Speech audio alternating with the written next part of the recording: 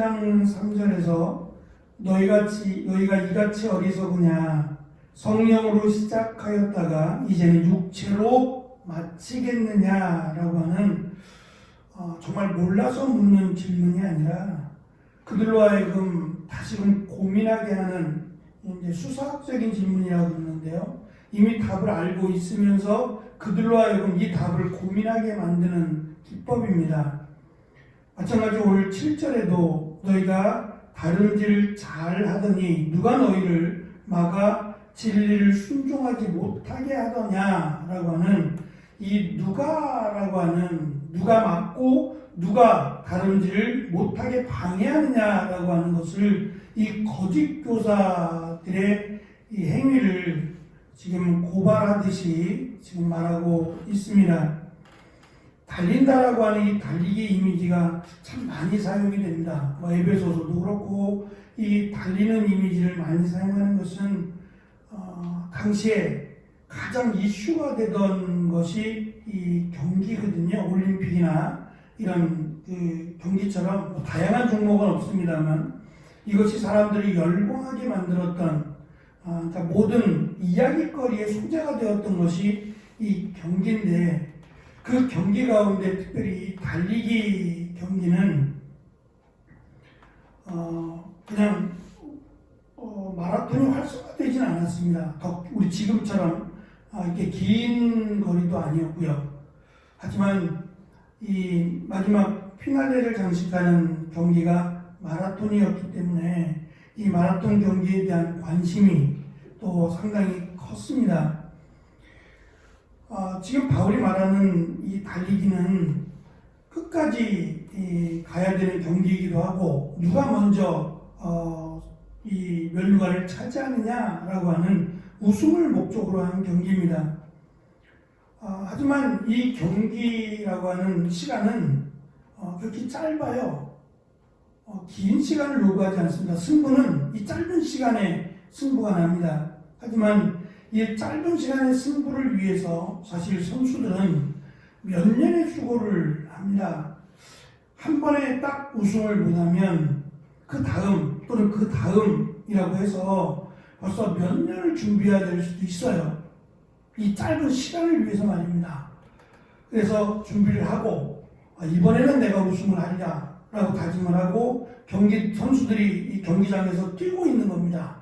목적지를 향해서 달리고 있는데 누군가가 선수가 아닌 누군가가 이 경기 중에 난입을 했어요. 와서 난동을 부리는 겁니다. 난동을 부리면 이 선수들은 지금 시합을 하고 있는데 경기장에 누군가 들어와서 경기하지 못하도록 난동을 부린다면 이 경기가 어떻게 되겠냔 말이에요. 그리고 이 경기가 무효가 되면 그동안 준비했던 다시 처음부터 다시 뛰라고 하지 않는 이상 이 경기 자체가 무효가 되는 거예요. 그러면 관중들에게도 상당히 무리하겠지만 정말 선수들에게는 너무도 억울하고 무리한 행동이 될 수밖에 없다는 거죠. 지금 바울이 이들에게 복음을 전했고 이들이 잘 달리고 있다는 겁니다. 그 복음대로 선수처럼 잘 복음에 합당한 삶으로 잘 살아가고 있는 겁니다. 잘 달리고 있는데 거짓 교사들이 갑자기 나타나서 난동을 부렸다는 설명을 하는 겁니다. 경기하지 못하도록 엉뚱한 방향으로 가도록 이 경기를 치르지 못하도록 난리를 부려는 사람이 바로 이 거짓 교사들이고 너희들은 억울해해야 한다. 제대로 달리지 못하게 된 것에 대해서 억울함을 느껴야 되고 그들에 대해서 화를 내야 된다는 거죠. 그런데 오히려 이 경기를 하지 못하게 된 난동을 부린 그들에게 박수를 보내고 있다는 거예요. 이게 어떻게 된 일이냐. 누가 봐도 이건 잘못된 일이다라고 하는 것을 이 달리기라고 하는 이미지를 사용해서 이 난동을 부린 거짓 교사들이나 또 그 난동 부린 자들에게 화를 내기보다 오히려 박수를 치고 경기하지 못하게 된 것을 기뻐하고 있는 이 어리석은 모습을 이 달리기 이미지를 통해서 지금 설명을 합니다. 오늘 말씀을 보면 바울은 7절에 너희가 다름질을 잘 한다라고 설명을 했어요. 잘하고 있었다는 얘기입니다. 잘 달리고 있는데 이 달리고 있는 것이 지금은 달릴 수 없는 상태가 되어버린, 그러니까 선수가 달리지 않으면 선수가 아니죠. 관중과 같은 거죠. 선수라면 달리기를 해야 선수죠. 달리기 선수가 달리기를 안 하고 구경하고 있다, 다른 행동을 하고 있다라고 하면 선수가 될 수 없는 것처럼 지금 너희들은 경기를 해야 되는 경주자인데 경기는 하지 않고 오히려 그들과 함께 난동을 부리고 있다면 이건 오히려 큰 책망을 받아 마땅한 일이 아니겠느냐라고 하는 내용을 지금 설명하면서 이 막다라고 하는, 경기를 막다라고 하는 이 단어를 바울은 데살로니가 전서에서도 사용을 합니다. 2장 18절에 보면 그러므로 나 바울은 한 번, 두 번 너희에게 가고자 하였으나 사탄이 우리를 막았도다라고 설명한 바 있습니다.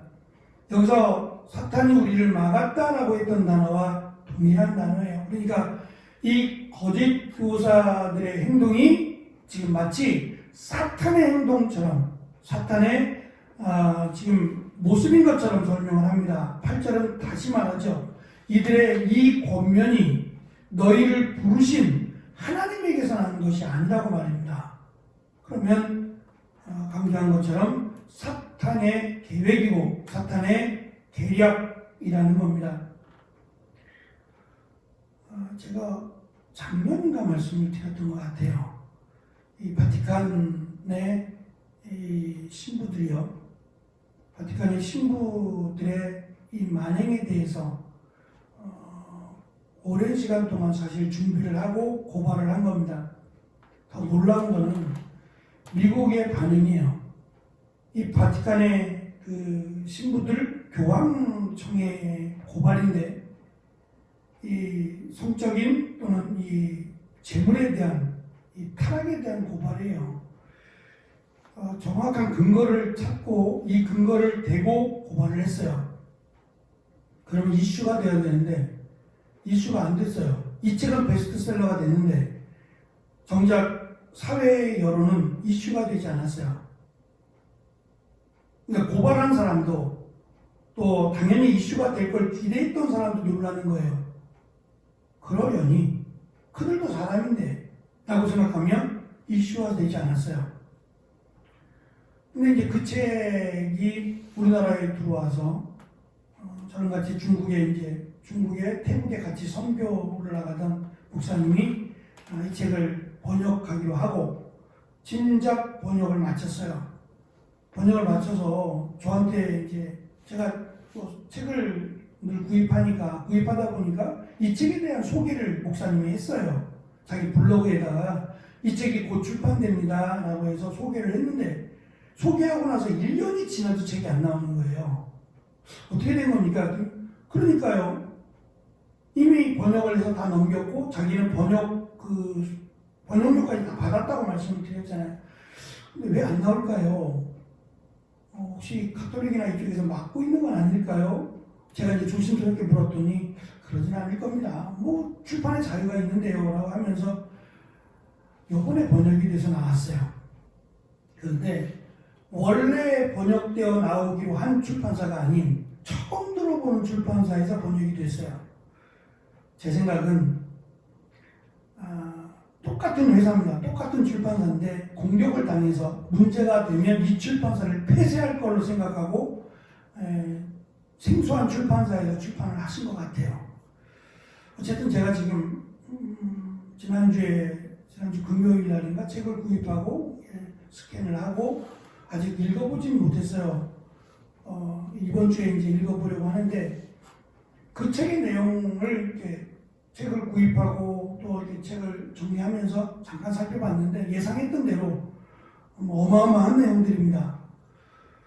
결국 그 내용들은 그런 물음표가 달렸어요. 이들이 과연 하나님을 믿는가?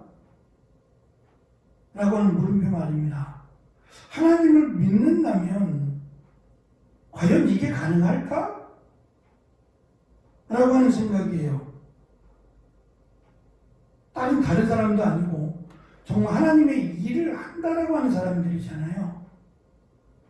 그러면서 그냥 막막했어요. 구체적인 것을 읽어봐야 알겠지만 하나님을 위해서라고 하는 것이 보이지 않으니까 이게 뭐지? 이게 이 시대의 모습인가? 라고 하는 여러 고민이 들었어요. 바울은 지금 이들이 막고 있다라고 하는 것을 그냥 솔직하게 사탄의 행동이라고 설명을 합니다. 더 어이가 없는 것은 8절에서 우리 성경에도 그 권면이라고 말하고 있다는 이 권면으로 번역한 단어예요. 이 단어는 특별한 단어입니다. 권면이 아니라 이 단어를 직역하면 확신을 가지고 강요하다라고 하는 단어예요. 우습지 않으세요? 확신을 가지고 강요하는 거래요. 이게 사기꾼들의 전형적인 모습이에요. 사기꾼들이 조금이라도 의심을 주겠어요? 사기를 칠 때 확신 있게 말하지 않아요? 진짜야. 야, 이거 한번 믿어봐. 그러면 나도 모르는 사이에 그 확신에 속는 거예요. 너무 확신 있게 말을 하니까 정말 이거는 확실할 거야. 이건 반드시 이렇게 돼. 라고 계속 주입하는 거예요. 그리고 강조하니까 나도 모르게 진짜 그렇게 될 것처럼 믿어지는 거예요. 이단들의 모습이 딱이래요. 근데 반대로 확신을 가지고 설명해야 될 사람들은 우리거든요. 우리는 이걸 믿는 사람들이잖아요. 근데 그러니까 복음을 전하는 우리가 확신이 없으면 전할 때도 확신이 생기지 않는 거예요. 그러면 받는 분들은 그냥 저 사람들은 그냥 전도하는구나 라는 정도로 머물게 되는 거예요. 우스꽝스럽지만 사람들이 욕을 먹어가면서 꼭 저렇게 해야 돼? 라고 하는 예수천당 불신지옥 막 조끼까지 입고 막 시끄럽게 막 예수천당 불신지옥이라고 해서 오히려 사람들로부터 막 부딪히고 막 이런 경우요. 이게 전도가 된다는 거 아세요? 오히려 말입니다. 이 전도의 역사, 복음의 역사를 보면 우리가 어떤 건달이, 어떤 깡패가 예수님 믿고 자기가 막 괴람 세례를 받아가면서 수치와 모욕을 당하면서도 복음을 전했을 때 이 복음이 확산됐다는 거예요. 진짜 복음이 전달됐다는 거예요. 저 사람이 저렇게까지 수치와 모욕을 당하면서 복음을 전하는 것을 보니 저거 뭔가 있다 라고 하며 오히려 그 확신 때문에 예수님을 믿는 이들이 많았다는 거예요. 역사를 보면 말입니다. 그럼 반대로 뒤집어서 지금 우리가 전도가 안 된다든지 이런 내용들은 어쩌면 내용이 있어서는 과거보다 지금이 훨씬 더 풍성할지 모르겠어요. 그러나 오히려 기독교인들이 자기가 전하는 복음에 대해서 확신을 가지지 못하는 건 아닌가? 어쩌면 내가 정말 이대로 살지 못하기 때문에 확신적인 이런 확신에 찬 복음을 전하지 못해서 전도가 안 된다라는 것도 생각해 볼 만합니다. 이 사기꾼들의 모습 정말 아닌데 속이기 위한 목적으로 확신 있게 강요하고 있는 이들의 모습에 쉽게 넘어가 버린 거예요. 이것을 바울은 지적합니다. 그들이 정말 사실이기 때문에 정말 진실이기 때문에 이렇게 확신 있게 전하는 것으로 생각하느냐? 그들은 마귀다. 마귀의 앞잡이로 거짓을 진짜로 속이는 그 마귀의 특성을 가지고 그들이 너희들을 강요한 것이다 라고 강조하면서 마지막 9절에 이들의 특징을 적은 누룩이라는 이미지를 또 한 번 사용합니다. 고린도 교회에도 이와 같은 설명을 한 바가 있습니다. 고린도전서 5장 6절부터 8절에 보면 이렇습니다. 너희가 자랑하는 것이 옳지 않도다. 적은 누룩이 온 덩어리에 퍼지는 것을 알지 못하느냐.